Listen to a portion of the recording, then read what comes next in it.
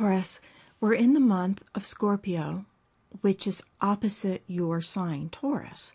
And also, we have your full moon. So the full moon in Taurus this is your month for your full moon. And it's very special because it's important to you.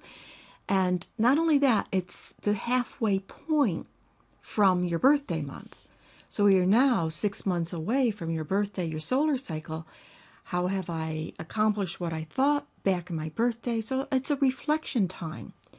Part of the full moon, part of the reflection is seen and understood through interpreting the full moon, which is how much have I balanced between my own personal needs and what others want from me.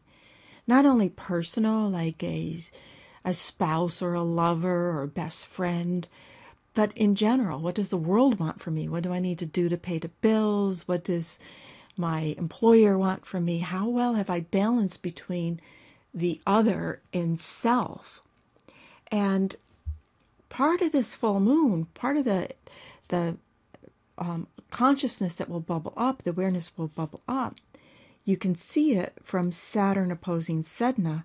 Sedna is the concept of where we've been feel tricked or conned in life. The thought of, if I get a great job, then I'll be happy. If I get a great job, if I make a lot of money, then I'll be successful. Or if I have a great relationship, then things will be okay. That if this, then that. And then we feel like, oh, that didn't work out. Everybody said to do this and it doesn't work out. So any part of your life where a feeling like that can come up will be brought up to awareness under this full moon. In addition, a couple of days later on the 10th, we have Mars conjunct Pluto in Capricorn, which is very good to get going. It's an earth sign, you're an earth sign, so it's a very strong signature of, well, it's exercise, it's also putting your focus and accomplishing something that's near and dear to your heart, that's important to you. Venus on the full moon is conjunct the heliocentric node of Mars, and that just means it's an extra passionate full moon. You're very passionate. Taurus is very sensual as it is. Venus enters Sagittarius on November 16th, the same day that Neptune moves direct. So it's stationed on the 16th. And that means that the essence of Neptune, spirituality, meditation, or just zoning out and being spacey, is very strong in that time. It's dreamlike energy. Well, Venus in Sag, that's also very dreamlike. Venus in Sag also has a quality of wanting to connect with, not wanting to be trapped, wanting a bigger picture, wanting a broader picture, wanting to travel.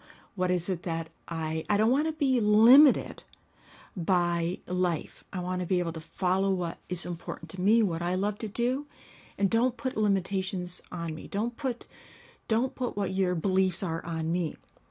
And the new moon in Sagittarius follows on the 22nd. So the third week of November, there is a shift that happens in a very fiery sign. And Sagittarius to Taurus is an angle that represented, it's an adjustment angle. It's called a quincunx. And this adjustment means that there could be some adjustments that you are going to be making in life in terms of what other people's want from you. It falls into an angle of your chart of, normally it's called other people's money, like credit cards, you borrow money from somebody else. But it's also that unspoken agreement. If I do this for you, will you do this for me? Or just an unspoken agreement, I want this from you, or I expect this from you. A lot of times relationships have those unspoken agreements. If we go out for 6 months and we're together every weekend, what's the unspoken agreement? And the unspoken agreement isn't always true. Yeah, this is a time to clarify. What are the unspoken agreements? Are we monogamous? Are we free to be with other people? What really is going on here?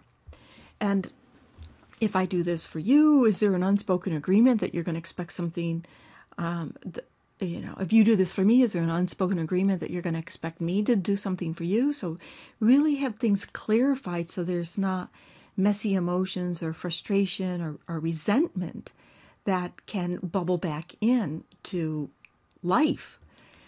And this new moon is connected with Neptune, so it's going to, and Venus is here. Venus, pretty much this whole conglomerate here, is connected with Neptune by a square, and it means that the agreements really can be confusing. Yet, Sagittarius seeks the truth. Seeks the truth, doesn't always get it, but seeks it. That's the energy of Sag is like to be able to embrace the truth, face what's true and what's not true. But Neptune makes it very unclear. So on a very mundane level, it does mean pay attention to your bank statements, because something could be very unclear or fishy around that. And be really clear about how much money you're spending so you don't end up as like, what did I do that for? We are moving towards the holiday time, and this new moon energy on the 22nd, even though I'm talking about November, this new moon energy goes through December until the next new moon. We finish the month on November 20th, towards the end of the month, November 27th, Mercury goes into Sagittarius. And Mercury in Sagittarius, it's joining this Sagittarius party of making adjustments in your life, especially around the resources of other people, or financial to a certain extent, finances, and connecting with others and what others want from you. And so there could be communication that happens about that. You may become aware or have this feeling or this sense of, oh my gosh, what are you expecting from me? And what is it that I really expect from you? Again, it's whether it's a personal relationship or from your work or from life in general. It's really about, on the bigger picture, it's about life in general. What do you expect from life in general? What are your expectations? If you do that, if you do whatever you're doing in life, what is it that you're hoping for? What is it that you're wishing for? What are your expectations for it? And to get a real sense of clarity around that. And then towards the end of the month, once Mercury goes into Sagittarius, that clarity can come. And this is an excellent time to journal, to write things down, and to communicate. And on another level, just communicate with people around you and share your thoughts, share your ideas about what is true for you, what the truth is in your world. And that brings us towards the end of the month, and connect with you in December.